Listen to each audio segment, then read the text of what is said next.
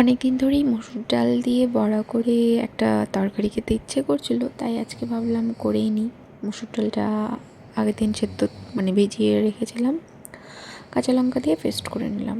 তার মধ্যে দিলাম চালের গুঁড়ো, পেঁয়াজ কুচি, ডিম আর বেসিক কিছু মশলা দিয়ে মাখিয়ে নিয়ে এইভাবে বড়ার করে ভেজে নিলাম। এদিকে একটা মশলা করে নিলাম, টমেটো, জিরে, শুকনো লঙ্কা, কাঁচা লঙ্কা, আদা বাটা, ব্যাস দিলাম আদা বাটা।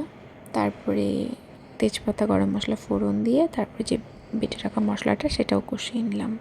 কষিয়ে নেওয়ার পর ভেজে রাখা আলুটা দিলাম, দিয়ে খানিকক্ষণ নেড়ে চেড়ে এভাবে তেল ছেড়ে দিলে আবারও কিছুটা গরম জল দিয়ে নেব। এভাবে কষিয়ে কষিয়ে পরিমাণ মতো গরম জল আর এই বড়াগুলো দিয়ে ফুটিয়ে নিয়ে নামানোর আগে গরম মশলা আর ঘি দিয়ে নামিয়ে নেব। খেতে যে কী ভালো হয়েছিল বলে বোঝাতে পারবো না, হয়তো বা ডিম দেওয়ার জন্য। একবার যদি প্রয়োজন হয় তোমরা ট্রাই করে দেখতে পারো। টাটা। কেমন লাগলো জানিও রেসিপি।